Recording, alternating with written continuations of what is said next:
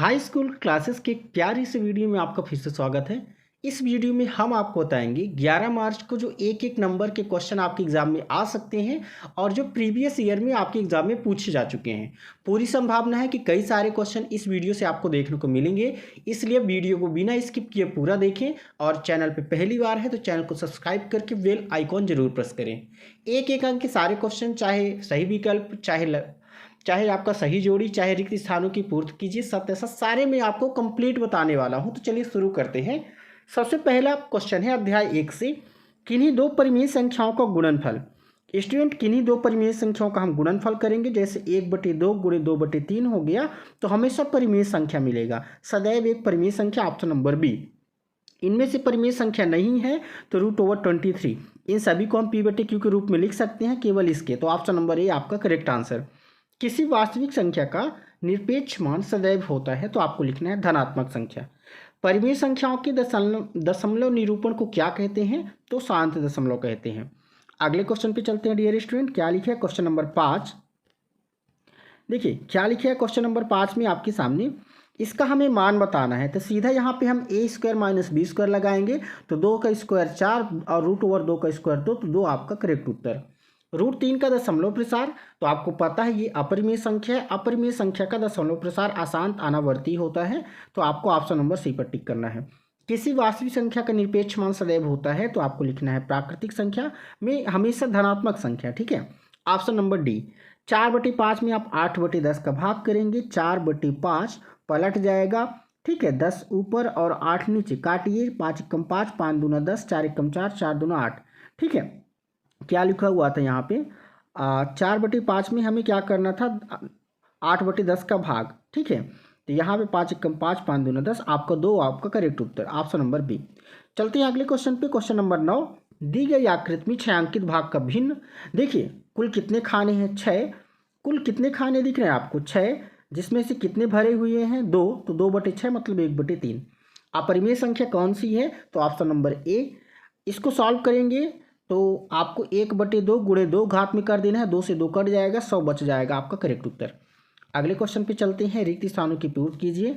सबसे छोटी प्राकृतिक संख्या, प्राकृतिक संख्या 1 से शुरू होती है तो 1 आपका उत्तर। पूर्ण संख्या 0 से शुरू होती है तो 0 आपका उत्तर। a⁴n गुणे a⁴n का मान होता है a⁴m+n। अगला क्वेश्चन है 2 की घाते 10 - 10। देखिए 2 की घाते क्या बचेगा? यहाँ पे 0 बचेगा, जिसका मान हो जाएगा 1 लिख देना है। इसको सॉल्व करेंगे तो 5 - 3 मतलब 2 आपका उत्तर आ जाएगा। इसमें कर्णी घात बताना है स्टूडेंट, तो कर्णी घात आपका हो जाएगा यहाँ पे कितना हो जाएगा? 3 हो जाएगा। ठीक है, √2 1 है तो √2 एक अपरिमेय संख्या है। आपको क्या लिखना है डियर स्टूडेंट? अपरिमेय संख्या लिखना है। ठीक है, अब हम सीधा चलते हैं सत्य असत्य पे।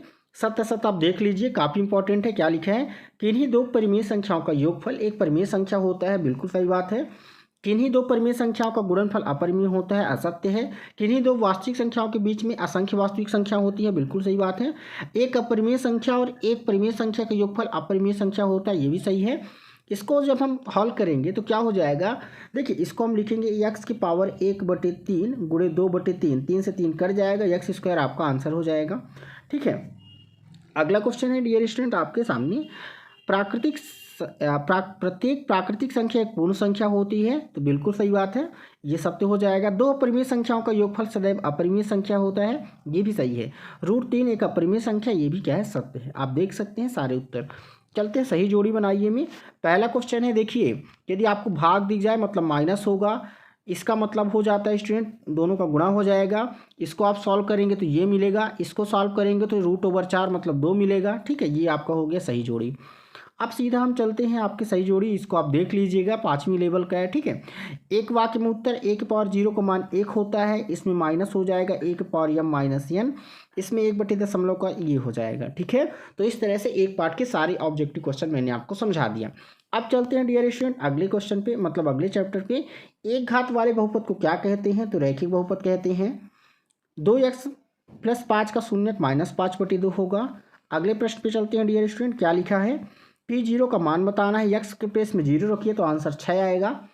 x = 2 रखेंगे तो क्या मिलेगा? इसको आप कैलकुलेट कर लीजिएगा। ठीक है, कितना हो जाएगा? देखिए यहाँ पे 5 × 2 माइनस ये हो जाएगा 4 दूना 8 + 3, तो 10 3 13 में 8 घटाएंगे, देखिए कितना हो जाएगा, 5 दूना 10, 10 और 13, 13 में 8 घटाएंगे 5 आ रहा है यहाँ पे। देखिए 2 का स्क्वायर यहाँ पे कितना हो जाएगा 4, और 4 चौको 16, यहाँ पे डियर स्टूडेंट 16 आएगा।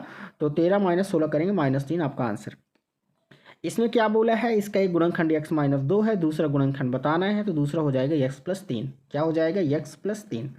अगले क्वेश्चन पे चलते हैं, फटाफट देख लेते हैं क्या लिखा हुआ है। कैसा बहुपद है, आप देख सकते हैं यहाँ पे अधिकतम घात क्या है, 2 है, तो द्विघात बहुपद है। एक घात वाले बहुपद को रैखिक बहुपद कहते हैं, बहुपद नहीं है, ऑप्शन नंबर बी।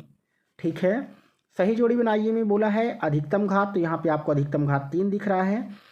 एक कैसा बहुपद है, तो आपको लिखना है द्विघाती बहुपद है। ये कैसा बहुपद है, तो रैखिक बहुपद है। इसका गुणनखंड पूछा है, तो x+y और x-y कर देना है आप लोग को।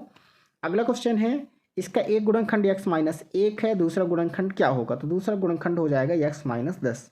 ठीक है, इसमें x² का गुणांक क्या है, तो 4 हो जाएगा। इसमें x³ का गुणांक तो 3 हो जाएगा। ठीक है, x² का गुणांक पूछा तो -1 होगा।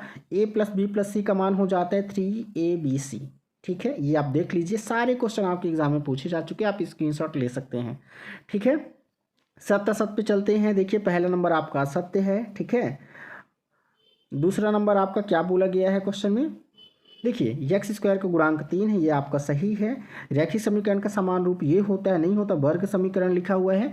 एक बहुपद के एक से अधिक शून्यक हो सकते हैं, ये भी सही है। इसमें बोला है प्रसारित रूप, इसको आप हल करेंगे तो यही आएगा। 3x + 5 रैखिक बहुपद है, बिल्कुल ये भी सही है। एक घात वाले बहुपद को रैखिक बहुपद कहते हैं, ये भी सही है। ठीक है, तो ये हो गया आपका। इसके बाद आपको फार्मूला याद कर लेना है, x + y + z का होल स्क्वायर होता है x² + y², option number B. ठीक है, ये होता है x³ + y³ मतलब a³ + y³ आपका ये होता है। x + a x + b आपका ये होता है, x³ - y³। ठीक है, x³ - y³ आपका क्या होता है, ये होता है, और -3xyz का स्टूडेंट ये फार्मूला होता है। आई होप ये फार्मूला आप याद किए होंगे, आपसे आता होगा।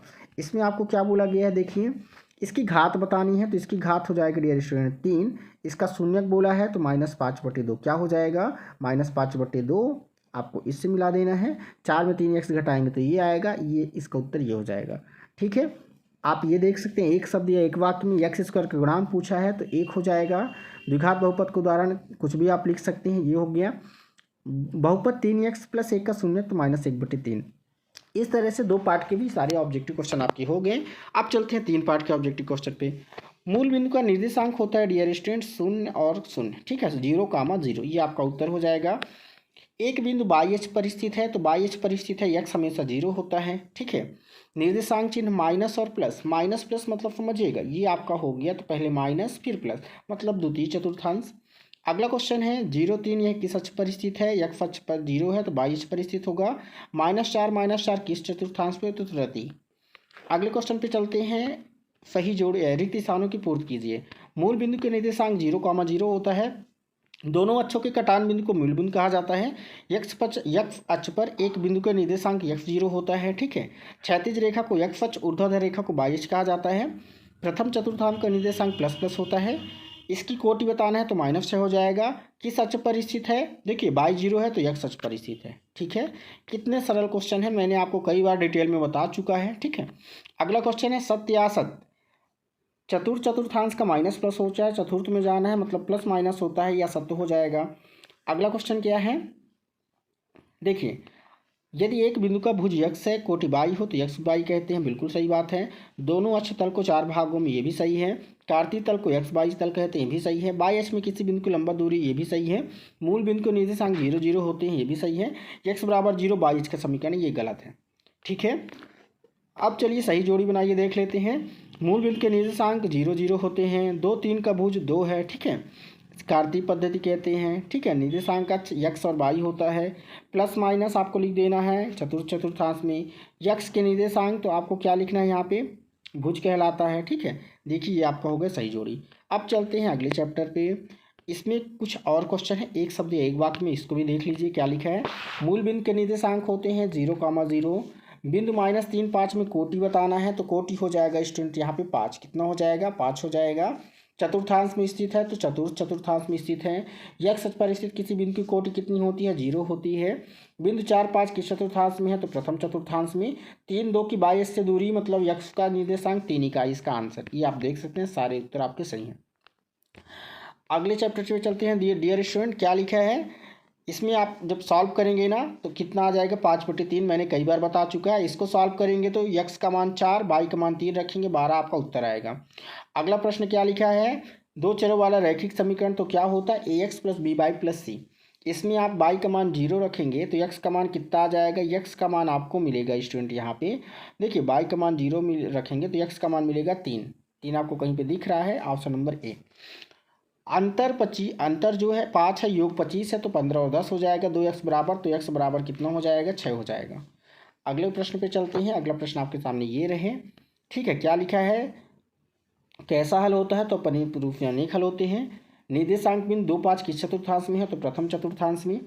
समीकरण x + 2y = 5 है, x बराबर 1, तो y का मान कितना हो जाएगा, x जब हम 1 रखेंगे तो 2y = 4, तो y बराबर कितना मिल जाएगा, 2 मिलेगा। दो चर वाले रैखिक समीकरण के इसमें आपको लिखना है दो चर वाले, ठीक है। दो चर वाले एक घात समीकरण का ग्राफ सरल रेखा होता है। 3x = 24 है, तो x का मान 8 होगा, ये आप देख लीजिएगा। अगला क्वेश्चन है सत्य असत्य बताना। पहला क्या लिखा हुआ है, दो चरों वाले एक घात समीकरण को रैखिक सही है, x + y बराबर, देखिए ये भी सही है, ठीक है, ये आपका असत्य है, ये भी सही है। अगला क्वेश्चन सरल रेखा, ये भी सही है, ठीक है, आप आंसर मैच कर सकते हैं। ये आपके सामने कुछ और सत्य असत्य है। पहला क्वेश्चन है, बिंदु 2, 0 समीकरण का हल है कि नहीं, तो नहीं है ये हल, ठीक है। कैसे हल नहीं है, x और y का आपको मान रखना है, दोनों पक्ष बराबर नहीं आ रहे हैं जिस वजह से हल नहीं है, ठीक है। देखिए क्या आ जा रहा है, बार बार आपको क्या लिखना है डियर स्टूडेंट यहाँ पे, तो आपको लिख देना है, एक सेकेंड, ये हो जाएगा। देखिए पहला छठवां आपका हो जाएगा असत्य, ठीक है। सातवां आपका हो जाएगा सत्य, इसके बाद आठवां आपका हो जाएगा सत्य, और x + y का हल है तो सत्य, ये हो गया आपका, ठीक है। इसको आप सही जोड़ी देख लीजिएगा। एक वाक्य में उत्तर क्या लिखा है, देखिए इसमें आप सीधा क्या करेंगे, ax + b + c कैसा समीकरण है, रैखिक समीकरण है। 3, 7 का चतुर्थांश तो प्रथम, रेखाएं प्रतिच्छेद होंगी अद्वितीय हल में। x प्लस, देखिए k का मान क्या हो जाएगा, तो 4 हो जाएगा। रेखाएं संपाती कब होंगी, तो ये आपका उत्तर, ठीक है। अब हम सीधा चलते हैं डियर स्टूडेंट 5 पाठ में, ठीक है। अपरिभाषित पदों के रूप में किसको जाना जाता है, तो आपको क्या लिख देना है, बिंदु। प्राचीन भारत में सूरबा सूत्र ग्रंथ का महत्वपूर्ण ज्यामितीय रचना, अपने भाग से बड़ा होता है तो पूर्ण, ये लिखना है आपको। रिक्त स्थानों की पूर्ति कीजिए, तो पहले में आपको लिखना है पूर्ण, ठीक है। आधे परस्पर बराबर होते हैं, कितने अध्याय में, तो 13 अध्याय में। एक ठोस की 3 विमाएँ होती हैं, पृष्ठ की वक्र सीमा वक्र होती है, ये आपका हो गया। इसके बाद एक ठोस की परिसीमाएँ होती हैं, ठीक है, तो आपको लिखना है 3। एक बिंदु की कोई विमा नहीं होती, ये भी सही है। अच्छा, सत्य असत्य बताना है, तो ये सत्य हो जाएगा, ये आपको हो जाएगा सत्य। पिरामिड का आकार आधार बहुभुज होता है, ये भी क्या है, सत्य है, ठीक है। और आपके सामने कुछ क्वेश्चन है, ये दोनों भी क्या है, सत्य है, आप देख सकते हैं। इसके बाद सही जोड़ी बनाइए, यूक्लिड ज्यामिति। देखिए पहले का डी हो जाएगा, ठीक है। और सिंधु घाटी सभ्यता में प्रयुक्त ईंट, ये हो जाएगा 4 अनुपात 2 अनुपात। ये वस्तुएं जो संपाती हो एक दूसरे के बराबर होती हैं। इसके बाद आकारों की वेदियाँ, ठीक है। क्या लिखा है, 4 का बी, आपको सार्वजनिक पूजा स्थल लिख देना है। 4 भुजाओं वाला बहुभुज चतुर्भुज कहलाता है। एक शांत रेखा को दोनों ओर बढ़ाया जा सकता है, ठीक है। ये हो गया आपके सामने, एक वाक्य में उत्तर लिखिए, इसको भी आप देख लीजिए। सीधा चलते हैं चैप्टर 6 पे। पूर्ण कोण कितने डिग्री का होता है, तो पूर्ण कोण होता है डियर स्टूडेंट 360 डिग्री का। कितने डिग्री का, 360 डिग्री का। दो कोण जिनका योग 180 होता है संपूरक कहलाते हैं। न्यून कोण की माप होती है 0 से 90, ठीक है, ये लिख देना है। इसके बाद देखते हैं अगले प्रश्न पे। यदि दो रेखाएं परस्पर प्रतिच्छेद करें तो शीर्ष समूह कोण क्या होते हैं, बराबर होते हैं। यदि 3 से अधिक बिंदु एक ही रेखा पर स्थित हो तो संरेख बिंदु कहलाते हैं। दो कोण जिनका योग 90 है आपस में पूरक कोण कहलाते हैं। सभी समकोण एक दूसरे पर लंब होते हैं, ये हो गया। इसके बाद सत्य और असत्य देख लीजिए, क्या लिखा है, दो रेखाएं परस्पर प्रतिच्छेद करें तो शीर्ष समूह कोण बराबर होते हैं। वे कोण जो 180 डिग्री से अधिक 360 डिग्री से कम हो, ये भी सही है, ठीक है। ऋजु कोण का माप 360 डिग्री होता है, गलत है, ये हो गया। इसको भी देख लीजिए, रेखा का वह भाग जिसका एक अंत बिंदु हो किरण कहलाता है। शीर्ष समूह कोण क्या होते हैं, समान होते हैं।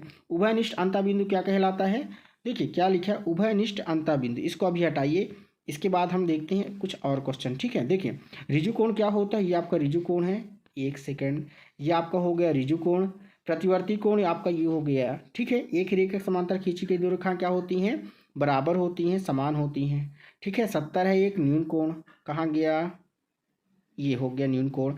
और ये जो आपका बचा समांतर ना, ये देखिए क्या बचा आपके सामने, एक ऑप्शन और बचा ना, क्या बचा? समांतर। तो आपको इसमें लिख देना है ये उभयनिष्ठ वाला। ठीक है, अब चलते हैं अगले प्रश्न पे। संपूरक कोण क्या होते हैं? जिन दोनों कोणों का योग 180 होता है संपूरक कहलाते हैं। ऋजु कोण की माप 180 डिग्री होती है। समबाहु त्रिभुज का प्रत्येक कोण 60 डिग्री का होता है। दो भिन्न बिंदुओं से होकर कितनी रेखा? तो एक रेखा। ये आपका हो गया। अब चलते हैं अगले चैप्टर पे, चैप्टर नंबर 7। एक समबाहु त्रिभुज का प्रत्येक कोण कितने डिग्री का होता है? 60 डिग्री का होता है। यदि किसी त्रिभुज की तीनों मध्यिकाएं बराबर हो तो कैसा त्रिभुज कहलाता है? समबाहु त्रिभुज। त्रिभुज की मध्यिकाओं के संगमन बिंदु को केंद्रक कहा जाता है। समान आकार एवं समान आकृति वाली आकृतियां क्या होती हैं? सर्वांगसम होती हैं। नीचे दी गई आकृति में ए बी बराबर AC है तो कौन सी का मान ज्ञात कीजिए। आकृति नहीं दी है, इसको स्किप करिए। ठीक है, ये आपका रिक्त स्थानों के पूर्ति कीजिए। क्या लिखा हुआ है? पहला क्वेश्चन, एक सेकंड। किसी त्रिभुज की दो बराबर भुजाओं का सम्मुख कोण बराबर होते हैं, समान होते हैं, आपको लिखना है। समान भुजाओं वाले दो वर्ग क्या होते हैं? समरूप होते हैं, आपको लिखना है। ठीक है, समान भुजाओं वाले दो वर्ग क्या होते हैं? तो यहाँ सर्वांगसम होगा। क्या होगा? सर्वांगसम, कॉन्ग्रुएंट होगा। अगले क्वेश्चन पे चलते हैं। ठीक है, त्रिभुज की मध्यिका त्रिभुज को समान भागों में, ये हो गया आपका उत्तर। आप देख सकते हैं, चेक कर सकते हैं। ठीक है, सभी वृत्त सर्वांगसम होते हैं? नहीं होते। ये पहला आपका स्टेटमेंट असत्य हो जाएगा। ठीक है, किसी त्रिभुज के शीर्ष लंब समगामी होते हैं, सही बात है। समान त्रिभुज वाले दो वृत्त सर्वांगसम होते हैं, ये भी सही है। दो आकृति सर्वांगसम होते हैं, उनका आकार और माप एक ही हो, ये भी सही है। यदि एक त्रिभुज की तीनों भुजाएं दूसरे पर तीनों भुजाओं को बराबर हो तो दोनों त्रिभुज सर्वांगसम होते हैं, ये भी सही है। यदि दो त्रिभुज संगत कोण बराबर हो तो त्रिभुज सर्वांगसम, क्या लिखा है? सर्वांगसम होते हैं, ये असत्य है। समद्विबाहु त्रिभुज के तीनों कोण बराबर नहीं होते हैं। किसी त्रिभुज के अधिकतम दो समकोण होते हैं, ये भी असत्य है। ठीक है, इसके बाद आपका सही जोड़ी है। क्या लिखा है? त्रिभुज की किसी भुजा के मध्यबिंदु पर खींचा गया लंब। ठीक है, त्रिभुज के किसी भुजा के मध्यबिंदु पर खींचा गया लंब क्या कहलाता है? मध्यिका कहलाता है। त्रिभुज की दो भुजाएं बराबर होती हैं, किस त्रिभुज में? तो समद्विबाहु त्रिभुज में। 80 डिग्री का संपूरक 100 डिग्री हो जाएगा। समान भुजाओं वाले दो वर्ग क्या होते हैं? समान भुजाओं वाले दो वर्ग सर्वांगसम होते हैं। मध्यिकाओं का संगमन बिंदु को केंद्रक कहा जाता है। तीन भुजाओं की बंद आकृति त्रिभुज कहलाती है, ये हो गया आपका। एक शब्द एक वाक्य में उत्तर लिखिए। किसी त्रिभुज में अधिकतम कितने समकोण हो सकते हैं? तो एक। त्रिभुज की सर्वांग समता, ये भी सही है। क्या लिखा है? SAS नियम लिखिए। तो SAS नियम क्या होता है? यदि किन्हीं दो त्रिभुज में दो भुजाएं बराबर हैं और उनके बीच का कोण बराबर है तो SAS नियम कहते हैं, मतलब दो साइड और उनके बीच का एंगल। किसी त्रिभुज में कम से कम कितने नीन कोण हो सकते हैं? 3। त्रिभुज की मध्यिकाओं के संगमन बिंदु को केंद्रक कहा जाता है। ठीक है, सॉरी, नीन कोण कम से कम बोला है तो 1 और अधिक से अधिक 3, ये आपका उत्तर हो जाएगा। अगले चैप्टर पे चलते हैं। क्या लिखा है? Chapter number 8। समचतुर्भुज के विकर्ण एक दूसरे को समद्विभाजित करते हैं समकोण पर। आयत का प्रत्येक कोण 90 डिग्री होता है। अगले प्रश्न पे चलिए, इसको हल करेंगे तो 45 डिग्री आएगा। कितना आएगा? 45 आएगा। समांतर चतुर्भुज में सम्मुख कोण मतलब कोण A और कोण C बराबर होते हैं। इसके बाद इसको भी देख लीजिए। वर्ग के विकर्ण परस्पर समकोण पर विभाजित करते हैं। किसी त्रिभुज की किन्हीं दो भुजाओं के मध्य में तीसरी भुजा क्या होता है? समांतर होता है। आयत के विकर्ण आपस में बराबर होते हैं। एक चतुर्भुज की क्रमागत भुजाओं को मिलाने वाली निर्मित आकृति क्या होती है? समांतर चतुर्भुज। वर्ग की चारों भुजाएं बराबर होती हैं। समांतर आधार गुणे क्या होता है? ऊंचाई होता है। ये हो गया आपका। ठीक है, अगला चैप्टर आपका है सर्किल मतलब कि वृत्त। अगला चैप्टर है 3 असंरेख बिंदुओं से अधिकतम कितने वृत्त खींचे जा सकते हैं? तो आपको लिखना है उत्तर नंबर 1। अर्धकोण का वृत्त हमेशा अर्धकोण का कोण समकोण होता है। एक वृत्त जिस तल पर स्थित होता है 3 भागों में विभाजित करता है। अगला प्रश्न है वृत्त की सबसे बड़ी जीवा व्यास होती है।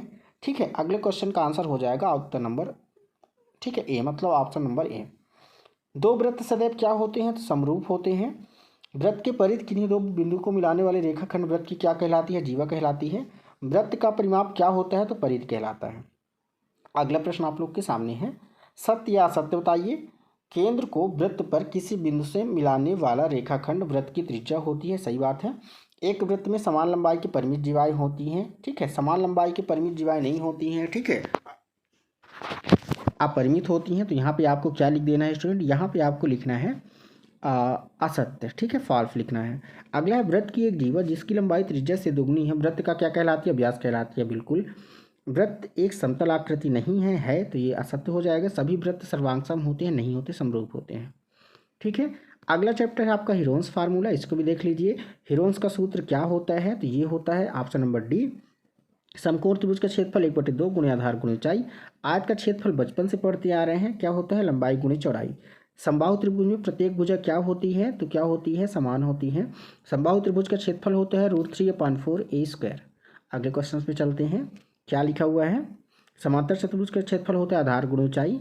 समकोण त्रिभुज का क्षेत्रफल होता है, समकोण त्रिभुज का क्षेत्रफल 1/2 गुणे आधार गुणे ऊंचाई ये होता है। समांतर चतुर्भुज का क्षेत्रफल क्या होता है, आधार गुणे ऊंचाई होता है। वर्ग का परिमाप होता है 4 गुणे भुजा 4 × a। समचतुर्भुज का परिमाप क्या होता है, तो रूट ओवर में d1² प्लस d2²। क्या होता है, √d1² प्लस d2²। याद रखना है। इसके बाद समबाहु त्रिभुज की तीनों भुजाएं बराबर होती है। आपके आंसर आप मैच भी कर सकते हैं, ठीक है। अगला है आपके सामने सत्य असत्य। तो पहला हो जाएगा आपके सामने आयत का विकर्ण, ये सही बात है। समांतर चतुर्भुज के दोनों विकर्ण एक दूसरे को समद्विभाजित करते हैं, ये क्या है, सही है, ठीक है। इसके बाद एक समकोण त्रिभुज जिसका कोण 180 डिग्री होता है समकोण त्रिभुज कहलाता है, नहीं कहलाता है। समद्विबाहु समकोण त्रिभुज 2a + b, ये भी सही है। तीनों भुजाओं से घिरी आकृति त्रिभुज कहते हैं, ये भी सही है। किसी त्रिभुज को भुजाएं, ये भी सही है। तो स्टूडेंट इस तरह से आपके सारे क्वेश्चन कंप्लीट होते हैं, ठीक है। सही जोड़ी आप देख लीजिएगा। तो आई होप ये सारे ऑब्जेक्टिव क्वेश्चन आप तैयार कर लिए होंगे। आप फिर तैयार नहीं हैं तो आप प्लीज़ तैयार कर लीजिए, क्योंकि 11 मार्च को इन्हीं में से आपको देखने को मिलेगा। चैनल पे पहली बार है तो चैनल को सब्सक्राइब करके वीडियो को लाइक करें, दोस्तों के साथ ज़्यादा से ज़्यादा शेयर करें। मिलते हैं नेक्स्ट वीडियो में, तब तक के लिए जय हिंद, वंदे मातरम।